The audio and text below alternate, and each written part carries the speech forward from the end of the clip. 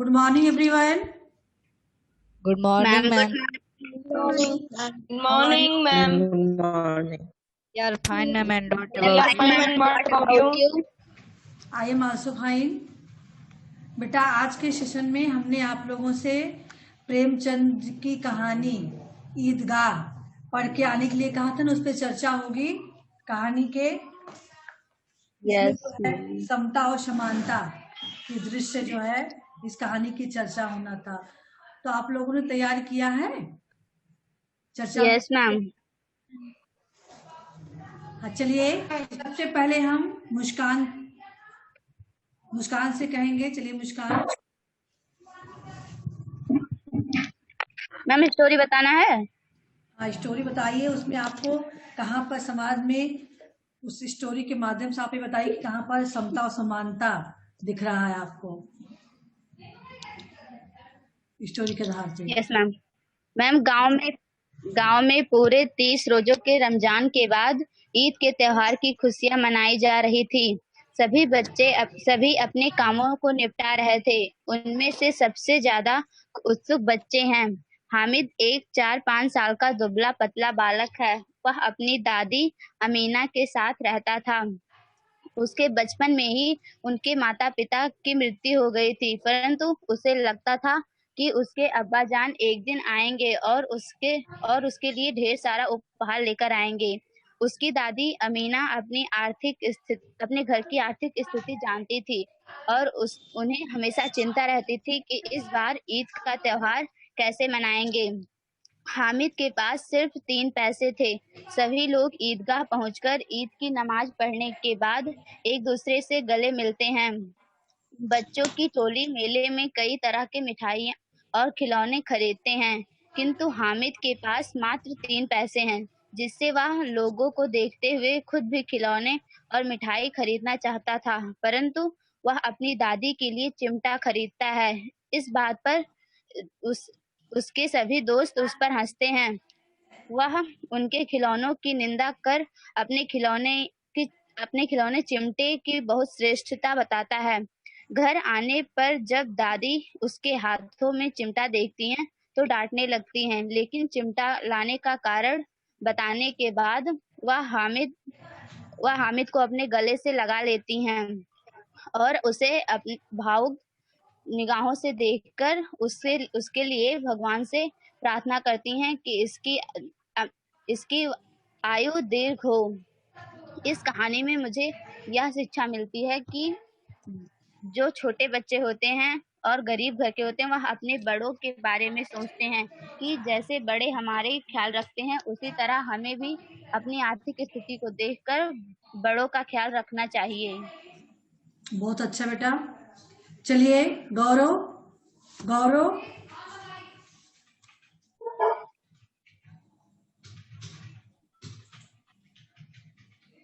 गौरव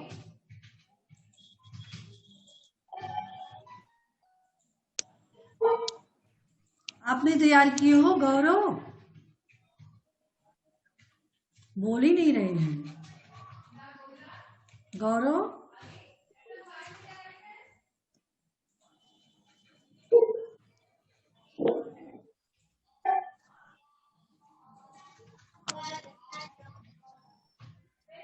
हाँ, चलिए उत्कर्ष आप तैयार किए हो कि नहीं? उत्कर्ष उत्कर्ष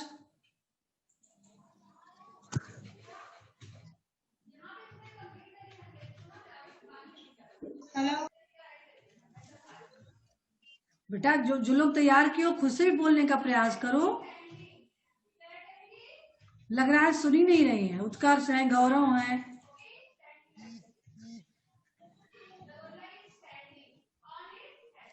चलिए अभिषेक आप सुनाइए बेटा। मैम गांव में 30 रोजों के रमजान के बाद ईद का त्योहार की खुशियां मनाई जा रही थी। सभी अपने कामों को जल्दी से निपटा रहे थे। उनमें से सबसे अधिक खुश बच्चे थे। हामिद भी बहुत खुश था। वह अपनी दादी के साथ अकेले रहता था, क्योंकि बचपन में ही उसके माता पिता गुजर चुके थे, लेकिन उसे लगता था कि उसके अब्बाजान एक दिन जरूर आएंगे और बहुत सारी चीजें लाएंगे। उसकी दादी अमीना घर की स्थिति को बहुत अच्छी तरीके से जानती थी और इसे उसे इस बात की चिंता थी कि इतने कम पैसों में ईद का त्योहार कैसे मनाएंगे। वह हामिद को तीन तीन रुपए देकर मेले भेजती हैं। सभी ईदगाह पहुंचते हैं और ईद की नमाज पढ़ने के बाद आपस में गले मिलते हैं।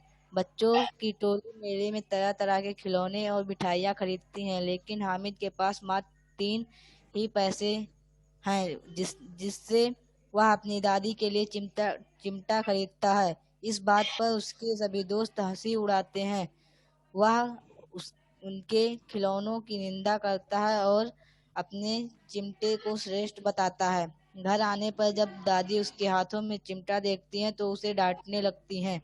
जब हामिद ने चिमटा लाने का कारण तवे पर रोटी सेकते समय उनकी उंगलियों का जलना बताया तो दादी का सारा गुस्सा स्नेह में बदल गया। हामिद का अपने प्रति प्यार और त्याग की भावना देखकर भावुक हो उनके आंखों में आंसू गिरने लगे और हामिद को हाथ हाथ उठाकर दुआएं देने लगी। इस इस कहानी में हामिद के चरित्र के बारे में बताया गया है कि कैसे वह अभाव उम्र में बड़ों जैसी समझदारी आ गई और मेले में अपनी दादी के लिए चिमटा खरीद कर लाया। और मेले में हामिद अपनी हर इच्छा पर संयम रखने की में विजयी होता है। यानी उसके अंदर संयम भी दिख रहा है और बड़ों के प्रति सम्मान भी दिख रहा है, फिर जिम्मेदारी की भावना भी दिख रही है नहीं। उस छोटे से बच्चे के अंदर एक बड़ों जैसी सारी चीजें दिख रही है, क्योंकि वह अभाव में पला बढ़ा है और अपनी हर चीज को, अपनी परिस्थितियों को बहुत ही करीब से देखा है और उस पे जो है उस परिस्थितियों से जूझते हुए और उसके जो भी कठिनाइयाँ उनके दादी के जीवन में है उसे दूर करने का प्रयास कर रहा है। अभी उसके पास कुछ नहीं था तो उसको मिठाई के लिए जो पैसे ही मिले थे 3 पैसे, उसमें भी वो अपने दादी का ख्याल रखते हुए, अपने आप पे संयम रखते हुए मेला में बच्चे मिठाई, आप ही सोचिए जहाँ समूह में बच्चे हों, रंग बिरंगे सब लोग खिलौने खरीद रहे थे वहां पे, उस समय उसका मन कितना कहा होगा। आप लोग होंगे देखे, खिलौने कभी गए होंगे मेला में, तो एक दूसरे को देखकर, भले पहले से नहीं कोई प्लानिंग हो, लेकिन एक दूसरे को देखते ही तो लोग हम ही लोग हैं अभी साथ सब लोग जाते हैं, क्या वो चीज खरीद रहे हैं तो लाओ हम भी एक खरीद ले, ऐसी भावना हम लोगों के अंदर होती है, ये चीज हम भी ले ले, ये चीज ले ले देख देख कर।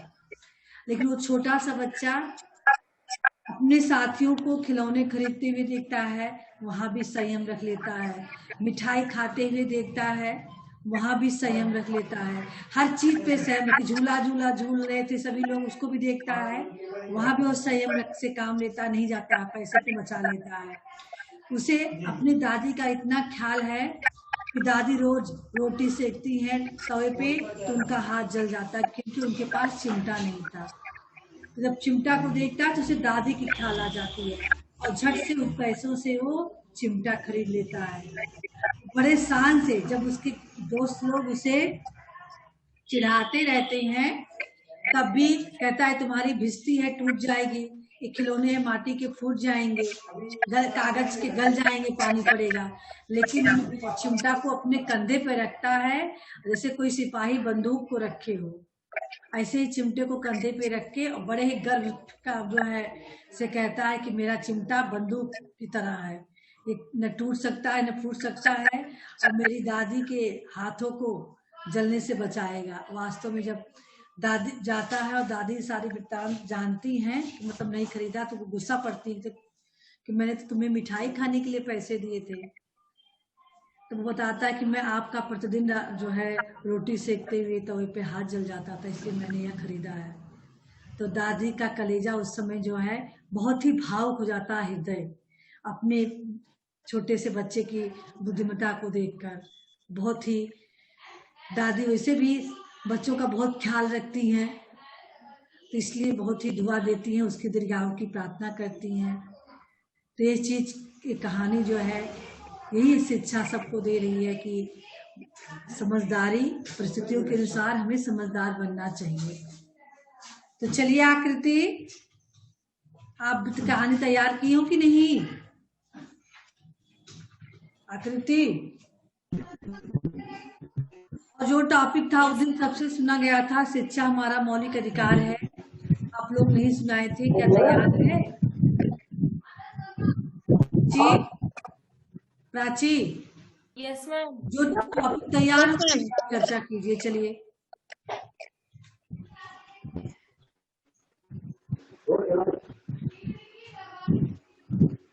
प्राची। मैम, एक बार ईद का मेला लगा हुआ था। सभी बच्चे ईद के मेले में जाने के लिए उत्सुक थे, लेकिन हामिद उस मेले में जाने के लिए बहुत उत्सुक था, लेकिन उसके पास इतना पैसे नहीं थे कि वह मेले में जाने के लिए अपने लिए कुछ सामान ले सके। वह बहुत छोटा था, 3-4 साल का लगभग था। वह उसके माता पिता, जब वह छोटा था तभी उसके माता पिता गुजर चुके थे। वह अपनी दादी के पास आकर कहता है, दादी मैं भी जाऊंगा, लेकिन उसकी दादी मना कर देती है, कहती है कि हमारे पास इतना पैसे नहीं है कि तुम्हें हम मेला भेज सके। लेकिन वह बहुत जिद करता है मेले जाने के लिए। तो उसकी दादी ने उसे 3 रुपए देते हैं। जब वो मेले में जाकर अपनी दादी के लिए एक चिमटा खरीदता है और वो अपने के लिए कुछ नहीं खरीदता है, क्योंकि उसकी दादी जब रोटी बनाती हैं तो तावे पर उसकी उंगली जल जाती है। तो उसने उनके दादी के लिए एक चिमटा खरीद लिया। जब वह रास्ते से लौट ही रहा था तो सब बच्चे उसे देखकर उसका मजाक उड़ाने लगे, लेकिन हामिद ने उस चिमटे को सर्वश्रेष्ठ बताकर और अपने घर लौटाया। जब दादी ने उसे देखा कि मेरा पोता ये लेकर आया तो बहुत खुश हुई और कहती हैं कि अल्लाह तुम्हें हमेशा खुश रखे इस छोटी सी उम्र में। इस कहानी से हमें यह शिक्षा मिलती है कि जैसे हामिद ने अपनी बड़ों की जरूरतों को पूरा करते हैं, वैसे हम लोगों को भी पूरा करना चाहिए। और चलिए सुनाइए गौरव, कोई भी टॉपिक लीजिए, जैसे आप लोगों का जितना भी उसमें था टॉपिक दिया गया था पाठ से हटके, सब शिक्षा अभियान पे, सामाजिक आर्थिक विषमता है, फिर जो है शिक्षा हमारा मौलिक अधिकार है, सारे टॉपिक आपको लिखने थे, तैयारी करने थे। जो भी टॉपिक तैयार है उस पर ही आप चर्चा कीजिए। चलिए गौरव। मैम, जैसे ही आज रमजान खत्म हुआ, 30 दिन के बाद आज ईद आया है। सुबह से ही कितनी मनमोहक सुंदर बेला है, चारों तरफ सूर्य की किरणें भी मानो आज ईद की खुशी में धरती को सोने जैसी सुंदर और मनोहर बना रही है। चारों तरफ पक्षियों के आवाज मानो सभी एक दूसरे को बधाई दे रहे हैं और पूरे गांव में सुबह से आज खुशी की हलचल दिखाई दे रही है। हर कोई बच्चा, बड़ा, जवान, महिला सभी ईदगाह जाने की तैयारी कर रहे हैं। सभी बच्चे अपने पैसे बार बार गिनकर खुश हो रहे हैं और आखिर खुश भी क्यों ना हो, किसी के पास 10 पैसे तो किसी के पास 20 पैसे, लेकिन इन पैसों से मानो उनके सपने के पंख लग गए हों और वे ईद के मेले जाने की तैयारियां कर रहे थे। पूरे गांव के बीचों बीच एक घर में हामिद भी अपने 3 पैसे के साथ बहुत ही खुश है।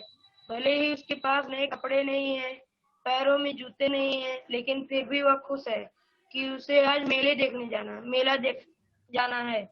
हामिद, जो कि शरीर से बहुत ही दुबला पतला लड़का था, जिसकी पिता की मृत्यु हैजे से हो गई थी, जबकि उसकी अम्मी भी जाने किस रोग की वजह से मर गई थी, और इस तरह हामिद के लालन पालन का पूरा भार उसकी दादी पर आ गया था, जिसकी वजह से उसकी दादी कमरे में एक कोने में बैठकर सुबह ही रो रही थी और सोच रही थी आज अगर उसका बेटा जिंदा होता तो क्या घर में सेवैया नहीं बनती, या फिर पोते हामिद को वह मेला नहीं दिखाने ले जाता।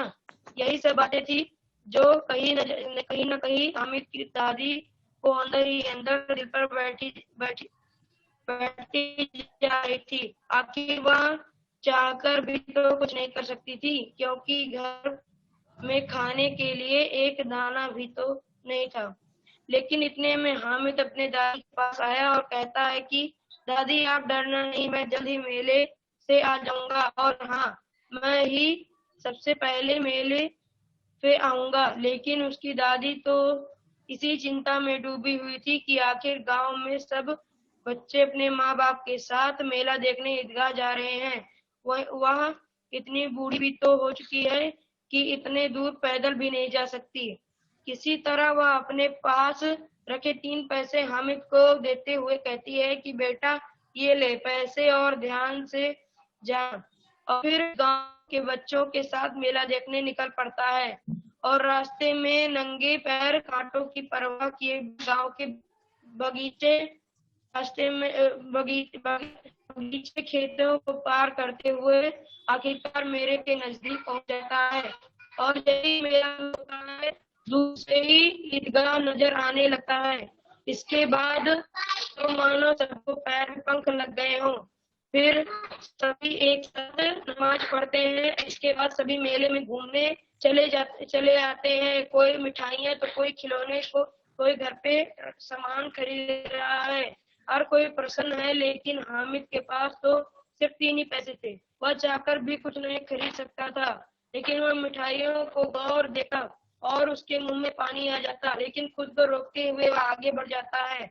और जैसे ही खिलौने की दुकान पर आता है तो पहले ले जाते नजरों से उन्हें देखता, लेकिन फिर भी पैसे को देखते दिलासा देता कि अरे खिलौने तो भी मिट्टी के ही तो बने हैं, इनका क्या करना, एक ना एक दिन ही तो ये टूट जाएंगे। अपने मन को समेट लेता है। इसी तरह सब मेले में सभी कुछ न कुछ खरीद रहे थे, तो मैं भी कुछ न खरीद लूं, इसी सोच में आगे बढ़ता है। और उसे एक लोहे की दुकान पर दिखी जिसमें एक चिमटा भी बिक रहा था, जिसे देखकर हामिद के मन में अचानक ख्याल आया, अरे मेरी दादी के पास तो चिमटा भी नहीं है, जिससे उनका हाथ बार बार जल जाता है। खिलौने से अच्छा यही है कि मैं इस चिमटे को ही खरीद लूं, जिसे देखकर दादी भी प्रसन्न होगी। और फिर दुकान वाले के पास जाकर उसका दाम पूछने लगा। पहले हामिद को अकेला देखकर दुकान वाले ने मना कर दिया कि बेटा यह तुम्हारे काम की चीज नहीं है। तो हामिद बोला, फिर इसे क्यों लाए हो, जब बेचना ही नहीं है? तो दुकान वाला बोला, 6 पैसे का है, खरीदना है तो बताओ, और तुम्हें 5 पैसे से कम में नहीं दूंगा, लेना है तो बताओ। तो हामिद भी हिम्मत करके हुए बोलता है, अगर 3 पैसे में दे सकते हो तो बताओ। दुकानदार हामिद को एक टकटकी नजरों से देखता है, रह गया और बोला, ठीक है, लाओ 3 पैसे। इसके बाद हामिद ने 3 पैसे देकर चिमटा लेकर पाने गर्दन पर रखते हुए आगे बढ़ गया। फिर अपने साथियों को दिखाते हुए उनके घर साथ चल दिया। घर पहुंचते ही पहले से इंतजार कर रही उसकी दादी जिस चिमटे के साथ आते हुए देखती है तो तुरंत बोल पड़ती है, ये क्या लाया है बेटे, पूरे दिन में कुछ भी नहीं खाया, इसका क्या काम था, कुछ खा लेता। लेकिन हामिद प्यार से अपनी दादी से कहता है कि दादी, आप रोज जब रोटियां बनाती हैं तो आपका हाथ जल जाता है, इससे मुझे देखा नहीं जाता, इसलिए आपके आगे हाथ ना जले, तो इसलिए मैंने चिमटा खरीदा है। यह बात सुनकर हामिद की दादी की आंखों में खुशी के आंसू आ गए और तुरंत अपने पोते को गले लगा लिया। इस कहानी से हमें यह शिक्षा मिलती है कि बच्चे वास्तविक रूप में मन के सच्चे होते हैं और उनके अंदर ईश्वर का वास होता है। ईश्वर का वास होता है, ये चाहकर भी किसी का दुख नहीं देख सकते हैं, और चाहे दुखों को कितना भी बड़ा पहाड़ क्यों न टूट पड़ा हो, हमेशा आश्वान होते हैं और आने वाले भविष्य की कल्पनाओं में खुद को हमेशा इस तरह घुल मिल जाते हैं कि वो सिर्फ सुखों की परवाह करते हैं, चाहे उनके बदले रास्तों में कितने कांटे ही क्यों ना आ जाए। चलिए गौरव, आप तो पूरी स्टोरी अक्षरशः जो है बुक का सुना डाले। कोई भी चीजें पढ़ो तो खुद से बोलने का प्रयास करो, नहीं कि बुक देख के आप पूरा सुनाओ। स्टोरी आपने पढ़ लिया, स्टोरी आपको पता हो गई, अब उसको आप अपने शब्दों में सुनाना चाहिए। चर्चा करने का मतलब ये होता है, ये नहीं कि आप पूरा बुक जो है वही देख के सुना दो। आप उसको पढ़े, पढ़ने के बाद आपको उसको चर्चा करना है तो आप उसको अपने शब्द में सुनाइए। 2-4 शब्द आपके अपने बनेंगे, बिगड़ेंगे, इससे आपके जो है बोलने की शैली में सुधार होगा। और कोई? अखिलेंद्र प्रताप, आज आपको सुनाना है। चलिए, आप कभी नहीं कुछ सुनाते हो, चलिए देख के ही सुनाइए, लेकिन आपको यस मैम। हाँ, मैं चलिए सुनाइए, कहानी सुनाइए। पढ़े हो ना कहानी? रम हाँ, रमजान के 30 दिन बाद ईद आई है।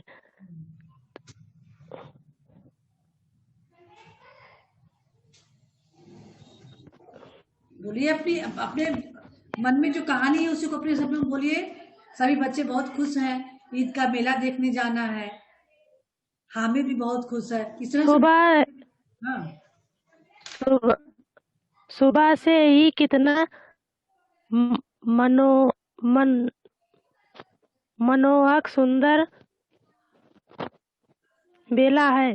चारों तरफ सूर्य की किरणें भी मानो आज ईद की खुशी में धरती को सोने जैसी सुंदर और मनोहर बना रही हैं।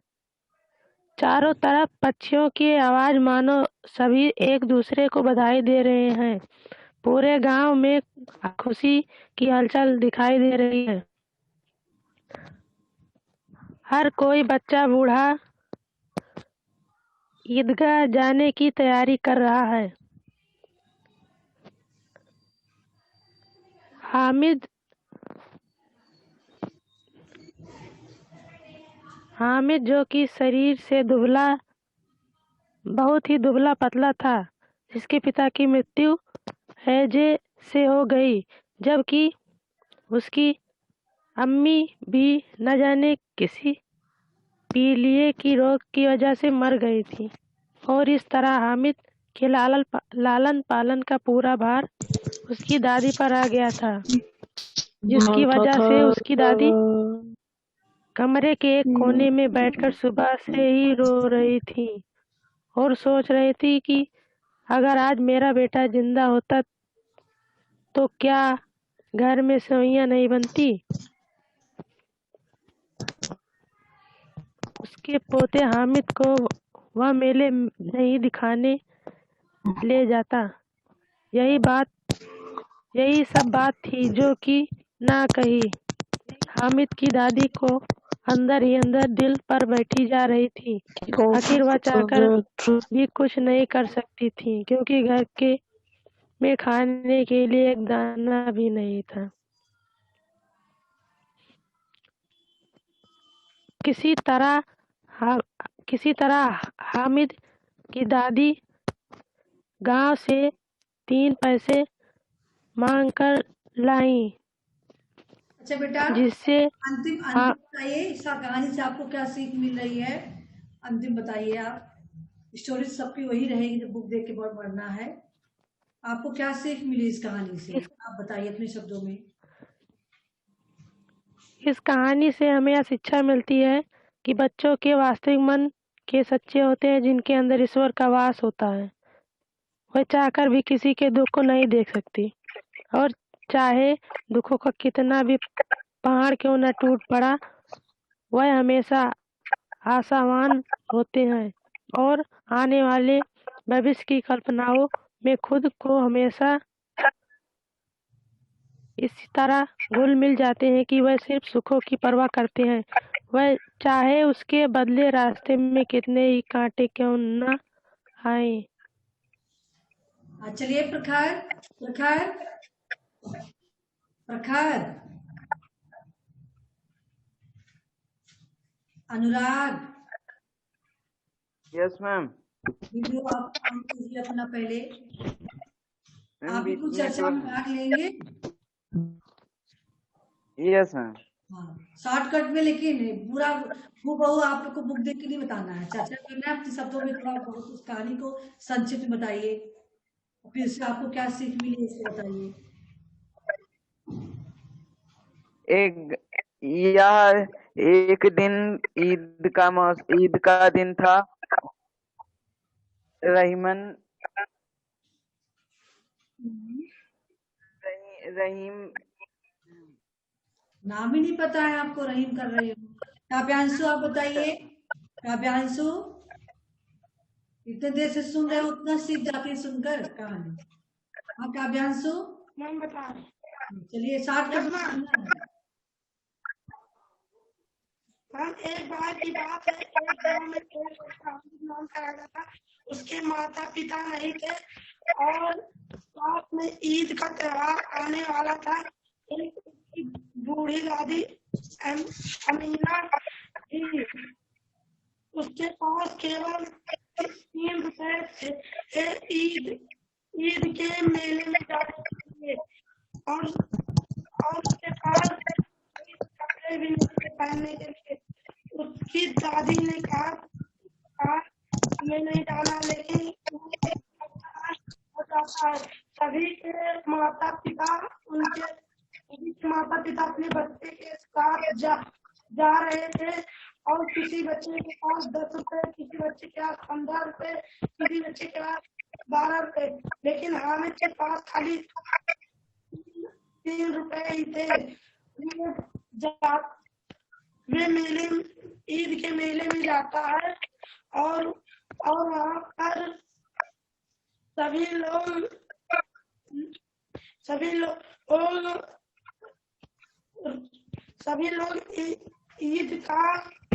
ईद के मेले में घूमते हैं, और वो एक दुकान पर जाता है जिसमें खिलौने के सामान रहते हैं और मिट्टी से बने हुए खिलौने रहते हैं। वो सोचता है कि मैं इन मिट्टी के खिलौने को क्या करूंगा, ये ऊपर से गिर जाएंगे तो फिर टूट जाएंगे। वो फिर एक दुकान पर जाता है जहाँ पर घर के खाने का सामान रहता है। कहता है मैं इसको खा लूंगा, फिर उसके बाद इसका काम नहीं रहेगा। फिर उसके बाद में एक चिमचे की दुकान पर जाता है, और वहाँ पर एक चिमचे का दाम पूछता है। उस चिमचे का दाम 7 रुपए रहता है, और हामिद उस दुकानदार से कहता है कि मैं तुमको खाली 3 रुपए दूंगा, मेरे पास 7 रुपए नहीं है। दुकानदार को दया आ जाती है और उन्हें 3 रुपए दे देता है। 3 रुपए में वो चिमचा दे देता है। फिर रास्ते में उसके सारे मित्र उसका मजाक उड़ा रहे थे। फिर वो कहता है कि मेरा चिमचा सबसे अलग है, मैं इसे अपने कंधे पर रख लूंगा तो बंदूक बन जाएगा, और इसको भी मैं बजाकर भी खेल सकता हूँ। तुम्हारा गिर जाएगा तो ये मिट्टी का खिलौना टूट जाएगा। वो अपने घर जाता है और अपनी दादी को देता है। दादी बहुत गुस्सा होती है,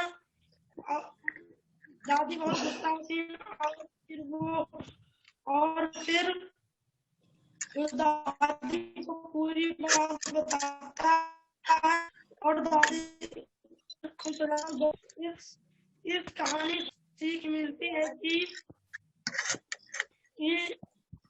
हमारे परिवार में बहुत दिक्कतें होती हैं। हमें कहीं पर जा रहे हैं, हम घर के आवश्यकताओं को पूरा कर दे, ना कि कोई खिलौना लेकर। चलिए खुशी, आप बताइए इस कहानी से आपको क्या सीख मिल रही है। अगर हामिद की जगह, पहले अपने आपको म्यूट कीजिए, अनम्यूट कीजिए, पहले स्पीकर ऑन कीजिए। अगर आप हामिद की जगह होती तो क्या करती खुशी? Yes ma'am. अगर आप हामिद की जगह होती तो क्या करती? अगर मैं हामिद की जगह होती तो मैं भी अपने दादी के लिए चिमटा लेती। चिमटा लेती? क्या शिक्षा मिल रही है आपको इस कहानी से? इस कहानी से हमें यह शिक्षा मिलती है कि हामिद एक गरीब घर का लड़का है, इसलिए उसके अंदर अन्य बच्चों से ज्यादा परिपक्वता है, इसलिए उसने अपने दादी अमीना के लिए चिमटा खरीदा। लेकिन बेटा आप तो गरीब घर की नहीं हो, तो आपको इतना ध्यान रहेगा कि घर में किसको क्या अभाव है? हाँ, ध्यान रहेगा घर में आपको मम्मी को किस चीज की तकलीफ हो रही है, दादी को किस चीज की तकलीफ हो रही है, कभी आपने उनको बारीकियों से देखा है?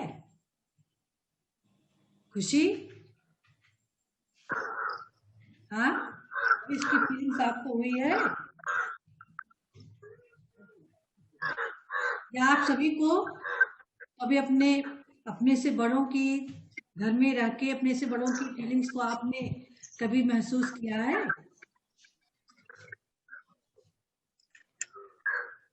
हाँ, कितने लोग करते हैं बड़ों की फीलिंग्स को?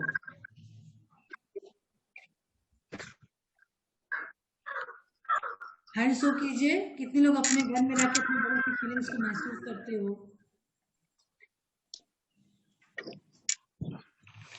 दो ही लोग महसूस करते हैं। खुशी, हाँ, चलिए, होना चाहिए। सबसे बड़ी तो आपको यही शिक्षा मिल रही है कि जैसे हामिद महसूस कर रहा है अपने दादी के दुखों को, सुखों को, यानी बहुत करीब से देख रहा है, ऐसे आप सबकी अमीर गरीब से नहीं मतलब होता है। मतलब फीलिंग से होती है कि आप भी अपने बड़ों के जरूरतों को समझे, जैसे बड़े आपका ख्याल रख रहे हैं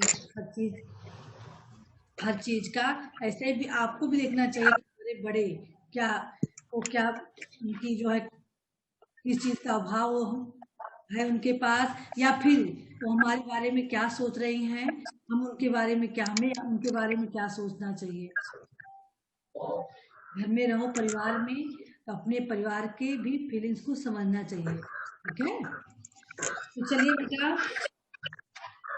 ऐसे ही आपकी जितने भी परियोजना कार्य हैं सबको तैयार रखिए, उस पर आपको एक एक दिन चर्चा करना है। ठीक है, बीच बीच में हम बता देंगे उस पर आपको, क्योंकि लिख के भेजे हो, आधे लोग लिखेंगे आधे लोग नहीं लिखे हैं, तो चर्चा में भाग लेंगे, सबको लिखना पड़ेगा उस चीज को। हम सब किससे क्या पूछ ले, इसके लिए आपको तैयारी रखनी है। ठीक है, तो आज तो आपको कोई होमवर्क नहीं मिला है, आपका दशहरा पर्व आने वाला है। चलिए आज आप निबंध ही लिख डालिए, बढ़िया हेडिंग डाल के लिखिए। प्रस्तावना, मनाने का कारण, मनाने का ढंग, है ना? मैम किस टॉपिक पे है? Yes ma'am. आपका हाँ, तो मैम किस टॉपिक पे लिखना है? दशहरा आपका धार्मिक पर्व है ना? हाँ, दशहरा आपका धार्मिक पर्व है जो आने वाला है, तो आज के लिए आप यही 7। तो मैम दीपावली पर? दीपावली बाद में आएगा बेटा, दशहरा पहले जो सामने है उसको हम देखेंगे ना। ठीक है, तो अभी दशहरा के में बढ़िया जो है, अब उसमें कोटेशन भी डालेंगे, क्योंकि अब निबंध की शैली आपके छोटे बच्चों की तरह नहीं होनी चाहिए। पिछले साल भी आप प्रस्तावना, मनाने का कारण, मनाने का ढंग, है ना, उससे हमें क्या लाभ है, उससे हमें क्या शिक्षा मिल रही है, लाभ करेंगे क्या हमें शिक्षा मिल रहा है, उपसंहार। ठीक है, तो आप यही डाल के लिखेंगे आप लोग। आप थोड़ा 2-3 मिनट पहले ही, क्योंकि लेट आपका सेशन चालू हुआ है, तो अब हम जो है सेशन एंड कर रहे हैं। ठीक है, किसी कुछ पूछना है? और देखिए एक चीज का आप लोग ध्यान रखें, कभी भी मैसेज का इंतजार नहीं करना है किसी को। आप अपना टाइम जान रहे हो, अपने टाइम से अपने पासवर्ड डाल के आप खुद से जुड़ लो। छोटे बच्चे नहीं, रोज आपको लिंक भेजा जाएगा, मैसेज डाला जाएगा, तो आप जुड़ोगे। ठीक है, इस बात का आप हमेशा ध्यान रखना। कोई विशेष परिस्थितियां आएंगी तो मैसेज जाएगा आपको। ठीक है बेटा, सेशन एंड कर रहे हैं। Good bye ma'am good bye. Yes ma'am. Ma'am good bye. Bye.